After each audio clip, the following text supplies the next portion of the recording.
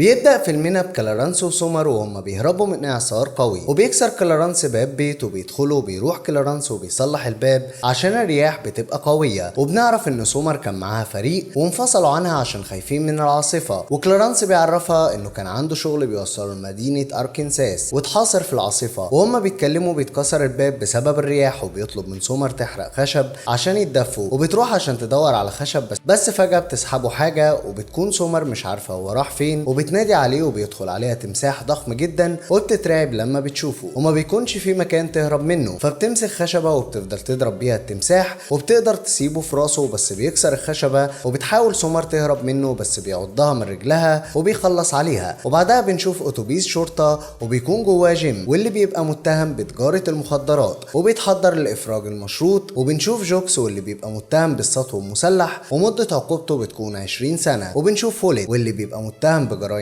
قتل وبيبقى محكوم عليه بمؤبد، وبنشوف كمان انجيلو وبيبقى محكوم عليه بمؤبد مدى الحياة، وبنشوف كودي واللي متهم بقتل شرطي وبيكون محكوم عليه بمؤبد، وبيكونوا في الطريق متجهين للقاعدة، وبنكون الشرطي الكنز خايف من العاصفة وبيطلب من زميله ساتمبر انهم يقفوا لحد ما العاصفة تهدى، وبيعرفوا زميله ان العاصفة مش هتهدى غير بعد ساعات، وبيقرر الشرطي ان يروح لبلد قريبة منهم ويقعدوا فيها لحد ما العاصفة تهدى، وبيطلب من ساتمبر ان يكلم المأمورة نيومان وبيطلب منها مكان يقضوا فيه الليل، وفي نفس الوقت بنشوف عصابات تستعد وبيكون عندهم مهمة، وبعدها بنشوف المأمورة نيومان وهي في مكتبها وبتخرج وبتلاقي قسم الشرطة متغرق مية بسبب العاصفة، وبيعرفها الشرطي ويتلوك ان في حافلة عليها مساجين محكوم عليهم بمؤبد وعاوزين مكان يقعدوا فيه لحد ما العاصفة تهدى، وبتطلب منه نيومان يراقب الحافلة، وفي نفس الوقت بتكون العصابة قاعدة في العربية وبيشوفوا الحافلة وهي بتعدي قدامهم وبيطاردوها، وبعدها بيروح الشرطي باين لمكتب نيومان وبتطلب منه يحل مشكلة تسريب المية عشان المساجين هيقعدوا في القسم لحد ما العاصفة تهدى، وفي الوقت ده بنشوف التماسيح وهي منتشرة في المدينة وبتدخل للبيوت، وبيكون باين بيتفقد السجن وبيشوفه هو مليان مية، وبيفتح باب غرفة التخزين وبيدخل، وبتكون الحافلة وصلت لقسم الشرطة وبيحصل ماس في سلوك الكهرباء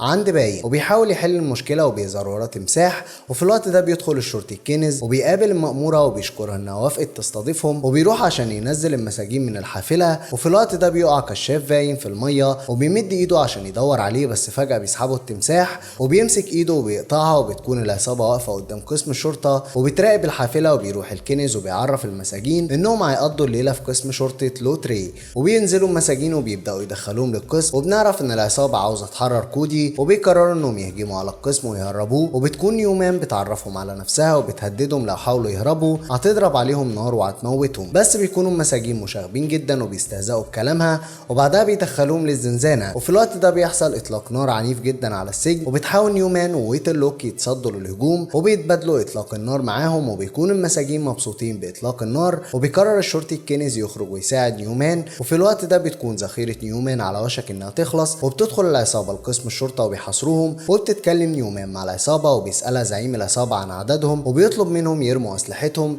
وفي الوقت ده بيخرج الكنز وبيصاب مسدسه في اتجاههم بس بيضرب عليه واحد من العصابة وبيسيبه، وبتخرج نيومان وبتقدر تسيب واحد في رقبته، وبيكون عدد العصابة اكتر منهم فبتستسلم هي وويتلوك وبيرموا اسلحتهم، وبيسألهم ريف زعيم العصابة عن مكان المساجين وبيطلب منها تاخده لزنزانة كودي، وبيكونوا المساجين بيستهزئوا بالشرطي ستامبر انه مش بيساعد اصحابه، وبتدخل عليه نيومان وبتطلب منه يرمي سلاحه، وبيدخلوا العصابة وبيصوبوا اسلحتهم عليه، وبيخاف ستامبر وبيرمي سلاحه وبيروح ريف لكودي، وبيكون كودي مستغرب من وجوده وبيطلب ريف من المأمورة تفتح الباب، وبيخرج كودي وبيسأل نيومان على مكان الكاميرات بس بتعرفوا ان فئران قطعوا الاسلاك والكاميرات عطلانة، بس ريف ما بيصدقهاش وبيكون عاوز يتأكد بنفسه وبيخلي كارتر تروح مع نيومان وبيروحوا لغرفة التخزين، وفي الوقت ده بيكون عمر بينزف وبيتألم وبيهجم عليه تمساح وبيقتله، وبعدها بنشوف كارتر وهي بتتكلم مع نيومان وبتعرفها انها كانت نفسها تبقى شرطية بس بسبب اهلها ما عرفتش تحقق حلمها فقررت تتجه لطريق الاجرام عشان تعمل ثروة، وبتسخر منها نيومان وبتعرفها ان السبب مش اهلها وانها هي اللي اختارت الطريق الغلط، وبعدها بيكون كودي بيتكلم مع ريف وبنعرف ان كودي مش عاوز يهرب بس ريف بيبقى محتاج منه حاجة وبيقرر يهربه غصب عنه، وبتكون نيومان وصلت لغرفة تخزين وبتوري اسلاك لكارتر، وبتشوف كارتر جاكيت شرطي وبتسألها عليه بس بتعرفها نيومان انه بتاعها، وبتكون نيومان خايفة على الشرطي باين، وبتشوف الكشاف بتاعه وهو في المية وبتطلب من كارتر انها تدخل وتتفقد المكان، وبيدخلوا وبتمسك نيومان بالكشاف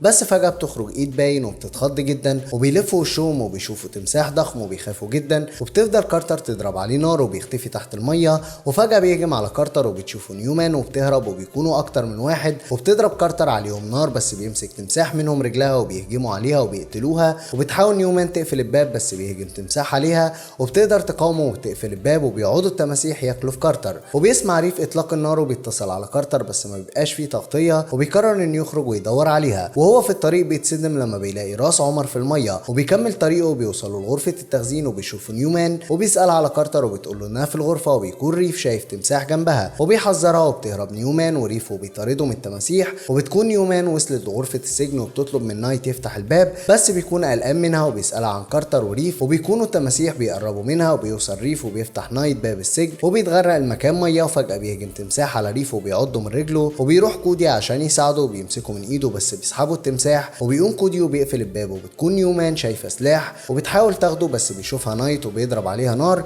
وبيكون عاوز يقتلها، وبيضغط نايت على زرار وبيخرج كل المساجين، وبيهجموا انجيلو عليها وبيحاول يخنقها بس بتكون نيومان قوية وبتقدر تضربه بحديدة في وشه، وبتفضل تقفل على راسه باب الزنزانة وبتفقد الوعي، وبيخرج فلويد وبيستهزأ بيها بس بتهجم عليه نيومان وبتسدد له لكمات عنيفة جدا، بس بيقدر فلويد يسدد لها لكمة قوية وبيقعد يسخر منها، وبتقوم نيومان وبتطلع مفاتيح وبتفضل تسدد له لكمات عنيفة جدا وبتفقده الوعي، وبيمسك كودي سلاح وبيصوبه على نايت وبيهدده، وبيكون نايت رافض يستسلم ومصوب سلاحه على ستامبر، وبيخرجوا المساجين وبيقدر ستامبر ياخد منه السلاح وبيصوبه عليه، وبيسألوا المساجين نيومان على التماسيح وازاي دخلت لقسم الشرطة، وبتعرفهم نيومان انهم على الاقل 4 تماسيح، 2 قتلوا كارتر في غرفة تخزين و2 قتلوا ريف، وبيعرفهم فلويد ان بعد اعصار ايده هجم تمساح على جوز اخته وقتله قدام عينيه، والشرطة قعدوا اسبوعين عشان يلاقوا بقايا جسمه ولقوها في بطن تمساح ميت، وبيطلب منهم نايت انهم يخرجوا من المكان، وبيكونوا مش عارفين يخرجوا ازاي، وبيقولوا له ان المدينة متدمرة والمية مغرقاها، وبيعرفهم انه معاه دراجات مائية، وبيكونوا المساجين خايفين يخرجوا بس بتعرفهم نيومان ان المكان على وشك انه يغرق بالكامل، وان مفيش حل قدامهم غير انهم يخرجوا، وبتخطط نيومان انهم بيطلعوا لسطح المبنى، وبتطلب منهم يتحدوا مع بعض والا هيموتوا وما يبقاش قدامهم حل غير انهم يتحدوا مع بعض، وبعدها بيتسلقوا وبيطلعوا الطابق الاول، وبيكون في تمساح بيحاول يفتح الباب وبينجحوا انهم يتسلقوا، وبيكون الدور على جوكس وبيتسلق، وفجأة بتلاحظ نيومان ان الباب اتفتح،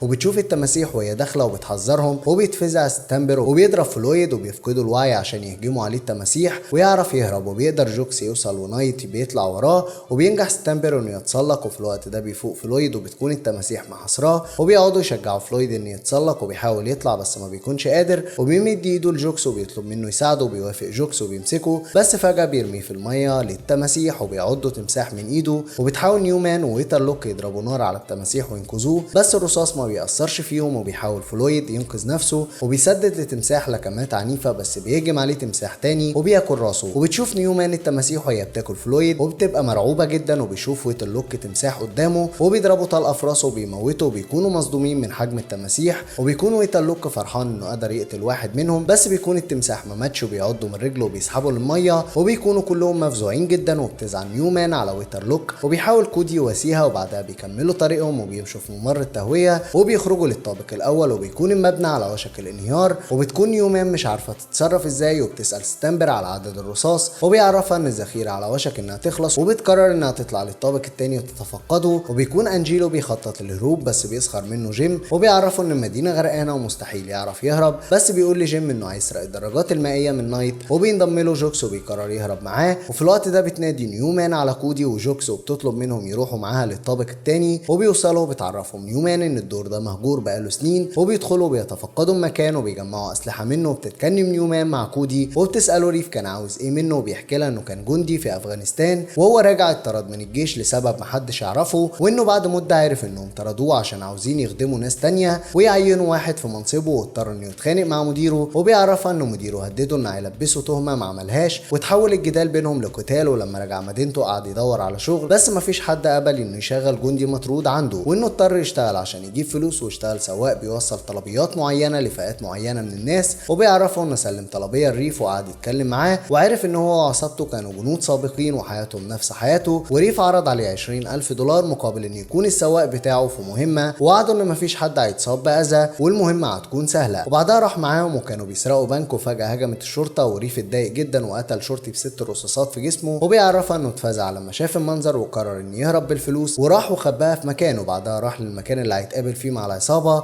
عشان يسلمهم الفلوس، بس الشرطة جت وقبضت عليه ولبسته تهمة قتل الشرطي. وريف وباقي عصابته هربوا. في الوقت ده بيلاحظ انجيلو سلاح في الغرفة اللي جنبه، وفي نفس الوقت بيبدأ يزيد منسوب المية لطوابق العليا، وبنشوف تمساح في المية وبيسمع جوكس صوته وبيلف وشه بيلاقيه جاي عليه، وبتسوب نيومان سلاحها عليه وبتطلب من كودي ياخد مسدسها، وبيكون رايح في اتجاه جوكس وبيضرب عليه نار، بس بيهجم على جوكس وبياكل جزء من بطنه وبيحاول يزحف ويهرب منه، بس بيفضل يعض فيه. وبيسمع ستامبر صوت اطلاق النار وبيقرر يروح ويساعدهم، وبيدخل انجيلو وبياخد المسدس وبيفضلوا يضربوا على التمساح نار، بس ما بيكونش بيأثر فيه. وفي الوقت ده بيكون انجيلو على وشك انه يقتل ستامبر، بس بيتدخل جيم وبيمسكه وبيلف ستامبر وبيضرب انجيلو طلقه، بس بتصيب جيم في كتفه. وبيروح انجيلو وبيهجم على ستامبر وبينجح ستامبر انه يسدد له لكمات قويه، بس بيكون انجيلو ضخم وقوي جدا وبيسدد ستامبر لكمه بتوقعه على الارض. وبيهجم عليه جيم وبيمسك عصايه وبيفضل يضربه بيها، بس بيمسكه انجيلو وبيضربه وبيفقدوا الوعي. وبيروح انجيلو لستامبر وبيفضل يضربه لكمات عنيفه جدا لحد ما بيموت. وفي نفس الوقت بيهجم التمساح على جوكس، وبتكون نيومان معاه الذخيره فبتاخد المسدس من كودي وبتقدر تسيبه وتموته، بس بيكون جوكس فقد حياته. وفي الوقت ده بيطلب انجيلو من نايت انه يوديه لمكان الدراجات، وبيكون جيم فاق وبيروح له انجيلو وبيسيبه بطلقه في بطنه. وفي اللحظه دي بينهار سقف المبنى وبتقع نيومان وكودي، وبيتصاب نايت بحديده بتخترق بطنه وبيموت. وبيظهر قدامهم تمساح تاني وبيطلب جيم منه يمشي وهو هيتصرف معاه، وبيقرب منه جيم وبيهجم عليه التمساح، بس بيقدر جيم يتفاداه وبيفضل يشتته عشان يقدروا يهربوا. وبيفضل جيم يراوغه وبيحط ايده على راس التمساح وبينط فوقه وبيمسكه من دماغه، بس بيتقلب التمساح وبيقع جيم وبيهجم عليه وبياكل دماغه. وبيروح التمساح عشان يهجم على كودي ونيومان، وفجأة بيدخل ريف واللي بيبقى لسه عايش وبيضرب عليه نار وبيقدر يقتله. وبتطلب منهم نيومان يخرجوا وبتعرفهم ان عندها خطة، وبيروح ريف وبيديها بندقيته وبيعرفها انها ما فيهاش غير طلقة واحدة.